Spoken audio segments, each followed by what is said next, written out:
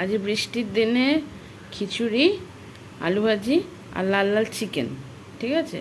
মাও নিয়েছে, আমিও নিয়েছি।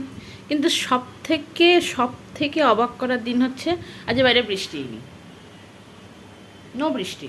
বৃষ্টি উড়ে গেছে, রোদ উঠে গেছে।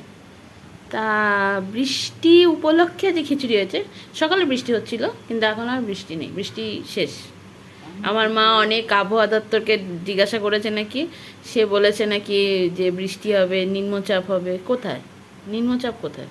তা হলো তো 3 দিন তো বৃষ্টি হলো, তা আজকে রোদ উঠে আমরা খিচুড়ি করলে রোদটা উঠে যায়। ও আচ্ছা, এটা হচ্ছে স্পেশালিটি আমাদের, যে আমরা খিচুড়ি করলেই নাকি রোদ উঠে যায়। এটা কারোর, আমার কোনো ইয়েতে জানা নেই যে খিচুড়ি করলে কারোর রোদ উঠে যায়। যাই হোক, কিন্তু আমরা যতবারই খিচুড়ি করেছি ততবারেই দেখেছি যে যেই দিন খিচুড়ি করবো, যেদিন করবো না সেদিন বৃষ্টি, আর যেদিন খিচুড়ি করবো সেদিন আর বৃষ্টি, রোদ উঠে যায়। আর ওটা হচ্ছে মায়ের স্পেশাল মগ, জলের মগ। ওটাতে মা, ওটা ছাড়া মা জল খাবে না, ওটা মা জল খাওয়ার জন্য স্পেশাল, ঠিক আছে?